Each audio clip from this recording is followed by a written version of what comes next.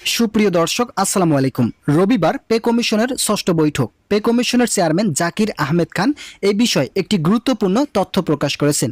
বিস্তারিত আলোচনা করার পূর্বে এখনও যারা আমাদের এই চ্যানেলের নতুন সদস্য আছেন তারা সাবস্ক্রাইব করে পাশে থাকা বেল আইকনটি অল করে দিন। ইতিমধ্যে প্রধান উপদেষ্টা কড়া নির্দেশ দিয়েছেন আগামী রবিবার নতুন বৈঠক করার জন্য, কেননা যেহেতু সময় বিলম্ব হচ্ছে সেক্ষেত্রে দ্রুত সময়ের মধ্যে নবম পে স্কেল বাস্তবায়ন করার কাজ চালিয়ে যাওয়ার নির্দেশ দিয়েছেন প্রধান উপদেষ্টা। এই বৈঠকের মধ্যে বেশ কিছু বিষয় আলোচনা করা হয়। প্রধান উপদেষ্টার আলোচনাগুলোর বিষয়বস্তু প্রাথমিকভাবে ইঙ্গিত দিয়েছে।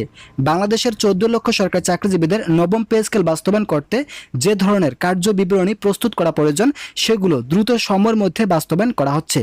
আগামী রবিবারের ষষ্ঠ বৈঠকে নবম পে স্কেল বাস্তবায়নের চূড়ান্ত রূপ দেওয়া হবে। অপরদিকে অর্থ মন্ত্রণালয় থেকে বলা হয়েছে দ্রুত সময়ের মধ্যে প্রতিবেদন জমা দিতে। যেহেতু এখন পর্যন্ত প্রতিবেদন জমা দেওয়া হয়নি সেক্ষেত্রে অর্থ মন্ত্রণালয় থেকে কাজ করা সম্ভব হচ্ছে না। তাই অর্থ মন্ত্রণালয় চাচ্ছে খুব তাড়াতাড়ি রিপোর্ট জমা দেওয়া হোক।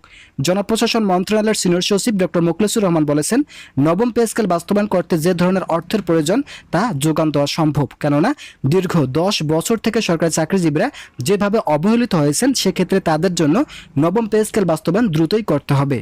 সকল মন্ত্রণালয় এবং পে কমিশনের সদস্যরা সরাসরি এই বিষয়গুলোকে ইতিবাচক বলে আখ্যায়িত করেছেন।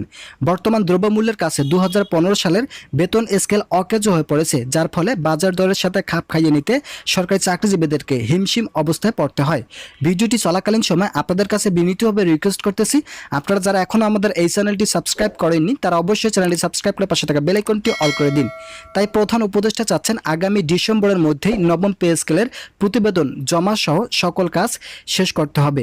এরপরে শুরু হবে নবম পে স্কেল চালু। 2026 সালের জানুয়ারি মাস থেকে সরকারি চাকরিজীবীরা নবম পে স্কেলের আওতায় বেতন পাবেন।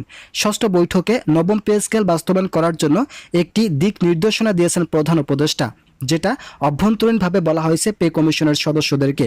যাদেরকে পে কমিশনের সদস্য হিসেবে রাখা হয়েছে তারা 1.4 অনুপাতে নবম পে স্কেল বাস্তবায়নের জন্য একটি প্রতিবেদন তৈরি করেছেন। যারা কর্মকর্তা আছেন তারা পাবেন 1,25,000 টাকা, অপরদিকে যারা কর্মচারী আছেন তারা পাবেন 25,000 টাকা। পে কমিশনের সদস্যদের মতে বাংলাদেশের প্রতিটি চাকরিজীবীদের 6 সদস্যের পরিবারের কথা বিবেচনা করে নবম পে স্কেল বাস্তবায়ন করা জরুরি। তাই পে কমিশন আগামী 2026 সালের জানুয়ারি মাস থেকে যে নবম পে স্কেল চালু করতেছে যা থাকবে বৈষম্যহীন এবং সামঞ্জস্যপূর্ণ। 2015 সালের নবম পে স্কেলে অধিক পরিমাণ বৈষম্য বিদ্যমান।